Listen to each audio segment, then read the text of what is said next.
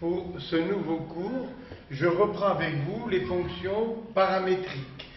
Mais aujourd'hui, il s'agira de trouver les variations d'une fonction qui, dans l'expression de la valeur numérique, présente un paramètre m. Voilà donc les exercices écrits au tableau. Premier exercice, étudier les variations de cette fonction. Alors, je précise, x est la variable, vous voyez, qui varie sur l'axe x', comme d'habitude. Mais m, c'est un paramètre, c'est-à-dire un nombre supposé connu, et qui dépend de vous. C'est vous qui, dans l'exercice, direz quelles sont les valeurs de m qui répondent à la question. Alors, fm de x égale mx plus 3. Donc, en théorie, m varie dans les réels. Une fois qu'on l'a choisi, il est fixe. Donc, ça donne ici une infinité de fonctions affines. Fm, cette fonction fm, est une fonction affine. Comment étudier ces variations? Eh bien, en calculant la dérivée. F'm de x, eh bien, est égal à m. La dérivée est égale à m. Mais c'est vous voyez, qui pensez pour m telle ou telle valeur. Ainsi, vous dites, premièrement, je décide que m égale 0. C'est vous qui le décidez. Donc, que devient f0 de x? Ça devient plus 3, c'est tout. Eh bien, donc, dans ce cas, la fonction f0 est une constante. Voilà. f de x égale 3. Donc, si m égale 0. Deuxièmement, c'est encore vous qui décidez. Deuxièmement, je décide que m soit positif. Alors, donc, si on décide m positif, mais m est un nombre fixe. Une fois qu'on l'a choisi, il est fixe. Ça veut dire qu'il va rester positif. Donc, f' de x est positif, puisqu'on a décidé que m, par la pensée, était positif. La dérivée positive, donc cette fonction fn sera croissante. Et ça, on le savait depuis longtemps. Lorsque f de x s'écrit ax plus b, on savait déjà que si a est positif, la fonction est croissante. Donc on retrouve un ancien résultat. Troisièmement, si je décide, vous voyez, ou bien vous-même, si je décide que m est négatif, m sera alors un nombre fixe négatif. Donc, il joue le rôle de dérivée. Ça veut dire que la dérivée f'm de x sera toujours négative, parce que m est un nombre fixe. Donc, la dérivée négative, donc cette fonction fn sera décroissante. Et ça aussi, on le savait, parce que si a est négatif, eh bien on a une fonction décroissante. Donc, dans ce cas, comment représenter la fonction? Eh bien, c'est une fonction affine croissante. Voici sa représentation graphique dm. La voilà.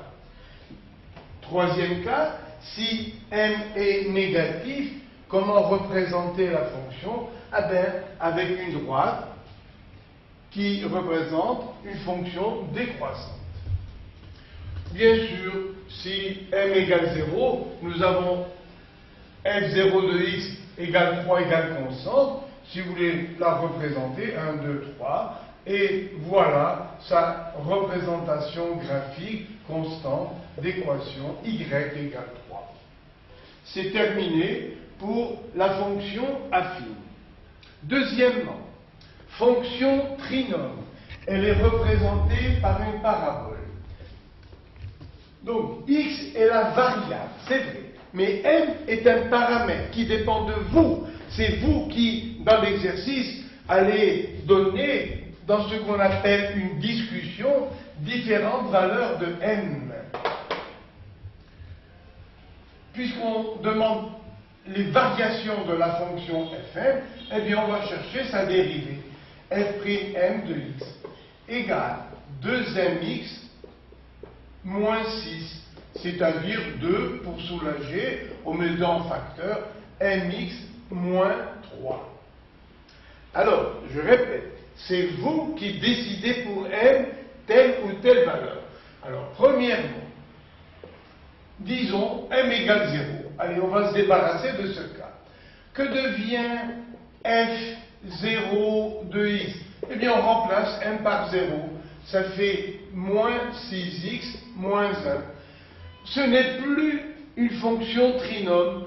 La fonction s'est dégradée pour m égale 0 et on retrouve une fonction affine qui est décroissante parce que le coefficient a de x est négatif. Donc, on dira que f0 est une fonction décroissante. Deuxièmement, maintenant, c'est vous qui décidez, deuxièmement, m positif, strictement positif. Bon, la dérivée vaut 2 fois mx moins 3. Je fais le tableau de variation. De valeur. X varie de moins l'infini à plus l'infini. La dérivée f'(m) de x dépend de m. Elle vaut 2 fois mx moins 3. Mais vous avez décidé m positif. Donc, la dérivée s'annule pour 3 sur m, là voilà, et devant x, il y a m, le paramètre où moi et vous-même avons décidé m positif. Donc devant x, il y a m qui est positif. Donc on aura ici positif et là négatif. Donc comment sont les variations de fm de x? Dans cet intervalle, la dérivée est négative, la fonction est décroissante. Dans l'autre intervalle, la dérivée est positive, donc la fonction est croissante. Donc nous avons une parabole qui présente un minimum s d'abscisse 3 sur m et d'ordonnée, eh bien on écrit f de 3 sur m. Ça veut dire qu'on remplace x par 3 sur m pour trouver l'ordonnée. Donc, quelles sont les variations de cette fonction fm de x? Eh bien, pour m positif, vous voyez, si m est positif, elle sera d'abord décroissante, puis croissante. Troisièmement, on décide donc ensemble m négatif. Tableau de variation. Pourquoi je m'arrête au tableau de variation? Parce que c'est la question qui est posée. On demande les variations de la fonction fm de x. Alors, la dérivée f'(m) de x et la fonction fm de x. Elle s'annule encore pour 3 sur m. La dérivée s'annule pour 3 sur m. Mais, cette fois-ci, regardez, voilà la dérivée. Il y a m devant x. Et ce m, vous l'avez supposé négatif. Donc, moins à droite et plus à gauche. Donc, cette fonction fm de x commence par croître, puis par décroître. Voilà.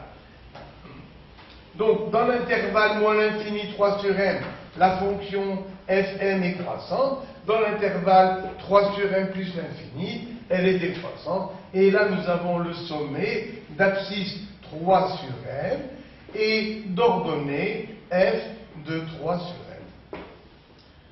Voilà donc pour le cas d'une fonction trinôme qui présente un paramètre.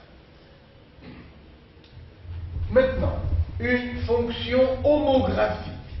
Fonction homographique qui, dans l'expression de la valeur numérique, présente elle aussi un paramètre m. Vous voyez, elle est de la forme ax plus b sur cx plus d. Là, il faut quand même parler du domaine de définition. Ici, c'était R. C'est pour ça que je n'y ai pas pensé. Tandis que là, il faut écrire domaine de définition. C'est R privé de la valeur qui annule le dénominateur et qui est x égale moins m. Voilà, r moins le nombre moins m. Et ce nombre m, je vous l'ai dit, dépend de vous. Alors, la dérivée, f'(m) de x égale. Alors, sous cette forme, je vous ai traité déjà la dérivée de la fonction homographique. Et je vous ai dit que vous êtes autorisé à écrire AD moins BC. Vous n'avez pas à faire ni U sur V, ni la démonstration. AD moins BC sur CX plus D au carré. Eh bien, on l'a fait ici. Donc, f'(m) de x égale.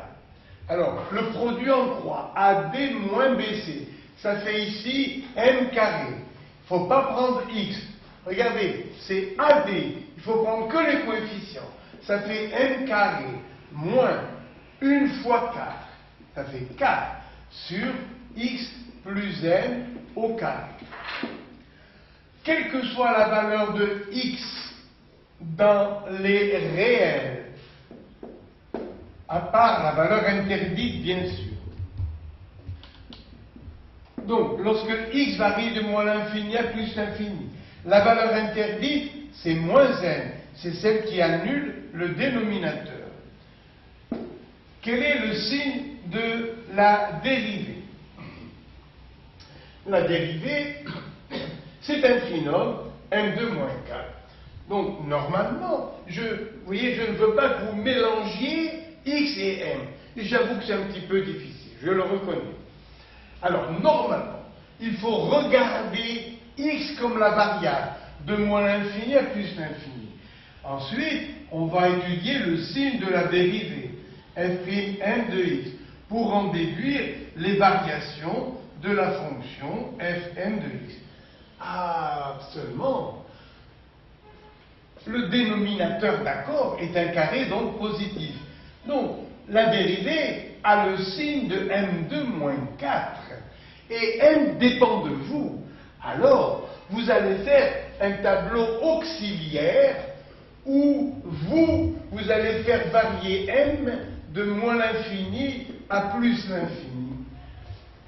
Parce que m est supposé fixe. Donc, ce nombre m2 moins 4 est fixe. D'accord? Mais il faut quand même trouver son signe. Et son signe dépend de m, qui lui aussi est choisi de moins l'infini à plus l'infini. Donc, quel est ce signe de m2 moins 4? Eh bien, m2 moins 4 s'annule pour moins 2 et plus 2. Voyez? Donc, si vous pensez m dans l'intervalle que je dessine en rouge ici, si vous pensez m extérieur à l'intervalle moins 2 plus 2, devant m au carré, il y a 1 positif, donc on aura le signe plus. Et si vous pensez pour m une valeur de moins 2 à plus 2, eh bien on aura m2 moins 4 négatif. Alors, je vais commencer par les cas particuliers, qui eux aussi sont un petit peu tordus.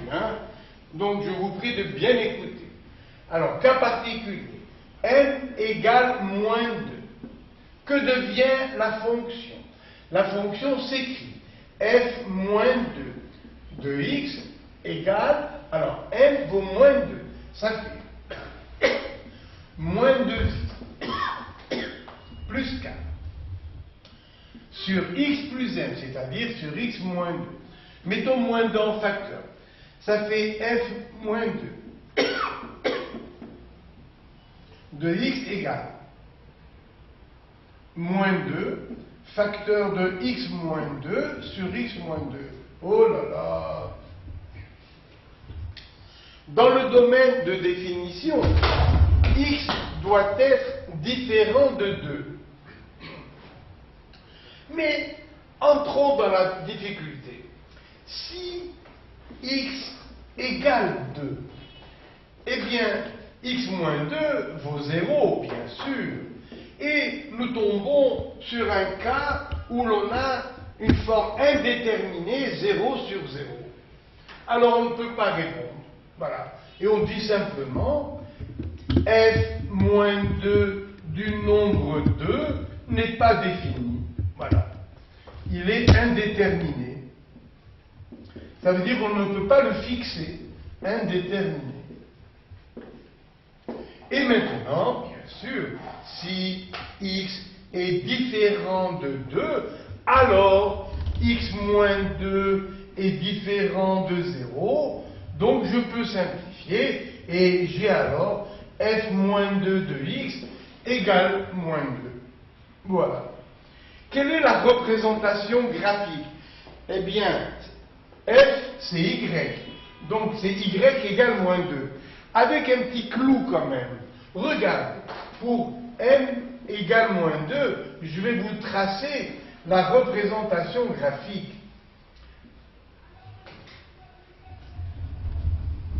Voilà. Alors, y égale moins 2. Voilà. Et voici la représentation graphique. Avec quand même un cas particulier. Regardez, ici il y a écrit seulement vrai pour x différent de 2 que l'on peut écrire f de x égale moins 2. Ça veut dire, regardez, voilà, x égale 1, x égale 2, donc c'est seulement vrai, c'est droite et seulement légitime, valable, que si x est différent de 2. Ça veut dire vous enlevez ce point. Donc la représentation graphique, c'est la droite d'ordonnée y égale moins 2, privée, disons, d'un point P d'abscisse 2. Donc ce n'est pas toute la droite, parce qu'on a trouvé ce résultat seulement pour x différent de 2. Et je vais un peu plus loin. Si x égale 2, on ne sait pas que vaut y. Alors, regardez, la représentation graphique, c'est cette droite delta que je trace ici. Parce que si x égale 2, y n'est pas défini. Il existe, mais on ne peut pas dire à quoi est égal y. Donc, la représentation graphique, c'est la droite delta d'équation x égale 2. J'avoue que à la limite de ce qu'on peut comprendre. Voilà. Parce que 0 sur 0 peut prendre n'importe quelle valeur. Je vais me permettre de vous le prouver. Si j'écris 4x égale 3, ça donne x égale 3 quarts. Si j'écris 5x égale 0, que vaut x? X égale 0 sur 5, c'est-à-dire 0. D'accord. Jusque-là, Madame la Marquise, tout va bien. Mais, maintenant, au secours, si j'écris 0 fois x égale, par exemple, 7, 0 fois x est toujours égal à 0, qui n'est jamais égal à 7. Donc, cette équation est impossible. Mais, si on se reporte aux exercices de tout à l'heure, regardez, x égale 3 sur 4, x égale 0 sur 5. Si on se permet, doucement, sans le dire à personne, la même formule, ça donnerait x égale 7 sur 0. Au secours, x égale 7 sur 0. Ça veut dire qu'une fraction, comme l'équation, est impossible lorsque son dénominateur est égal à 0. Et enfin, le dernier cas, 0 fois x égale 0. Cette équation admet tous les nombres comme solution. C'est tout le contraire de celle-là. Regardez, 0 fois 4, 0. 0 fois 18, 0. 0 fois moins 5, 0. Donc, tous les nombres x sont solutions. Et on dit que x est indéterminé. Alors, continuons sur notre lancée. Nous allons copier les deux premières équations. Si on copie les deux premières équations, que vaut x? Eh bien, x égale ça sur ça, comme ici, 3 sur 4. Là, je dirais le 0 vert, pour vous amuser un peu, le 0 vert sur le 0 rouge. Et en présence d'une fraction comme celle-là, nous l'avons eu ici la présente. Pour x égale 2, on a eu 0 sur 0. Alors, on dit que ce résultat est le même que celui-là. Là, on a dit impossible, impossible.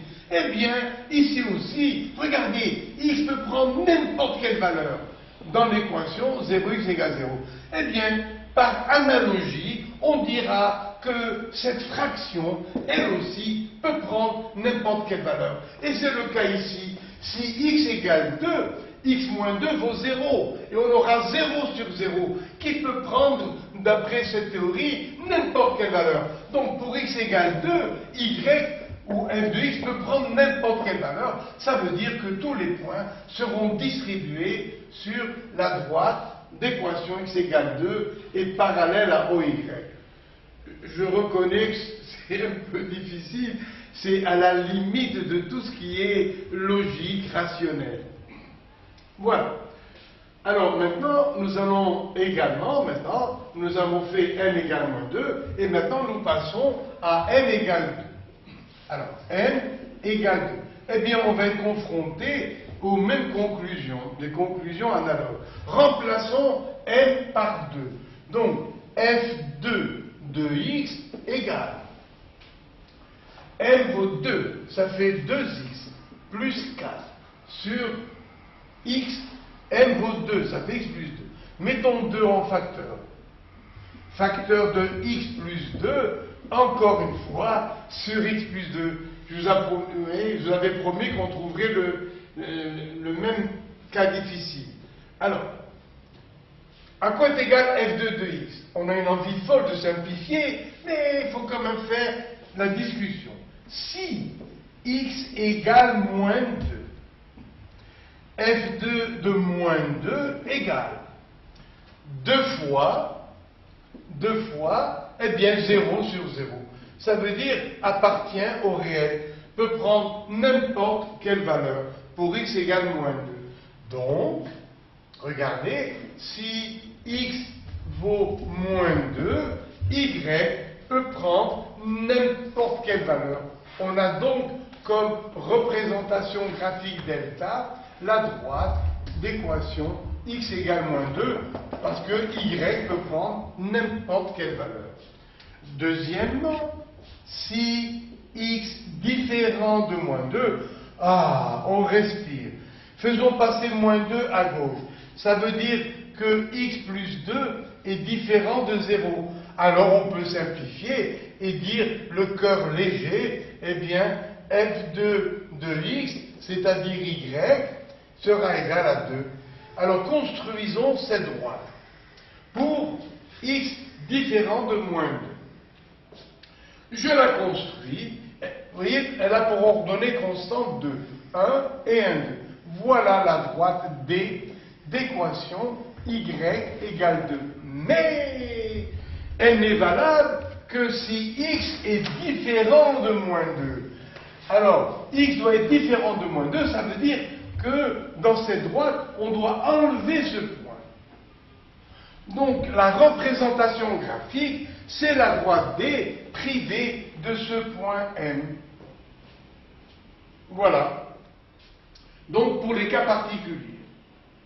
Et maintenant, le temps d'effacer, nous allons passer aux choses sérieuses, c'est-à-dire M dans l'intervalle rouge ou M dans l'intervalle vert, dans quelques minutes. Troisième cas, donc, M appartient à la réunion des intervalles moins l'infini, moins 2, ouvert, parce qu'on a discuté les cas moins 2 et 2, union, intervalle ouvert de 2 à plus l'infini. Et qui décide de cet intervalle? C'est vous, c'est moi. Vous voyez, ne confondez pas avec la variable x qui automatiquement, vous voyez, pour l'étude, varie de moins l'infini à plus l'infini. Là non, c'est très différent. Ici, n dépend de vous. C'est vous qui décidez pour n une valeur de l'intervalle rouge. Vous voyez, en dehors de moins 2 et 2. Et une fois que vous l'avez décidé, cette valeur, elle ne bouge plus. Donc, si vous prenez m dans cet intervalle, que devient m2 moins 4, alors m2 moins 4 sera un nombre fixe et positif. Que devient la dérivée? La voilà la dérivée. Elle vaut m2 moins 4 qui est positif et qui est fixe. Dites-vous dans la tête que m2 moins 4 est fixe, comme si vous disiez m égale 5. Combien ça fait? Voilà une valeur fixe. m2 moins 4, ça fait 25 moins 4, ça fait 21. Ça vaut 21, il restera toujours 21. C'est-à-dire positif. X maintenant, lorsqu'il varie, regardez, X est enfermé dans une parenthèse au carré, donc le dénominateur est positif. Et en prenant m ici, le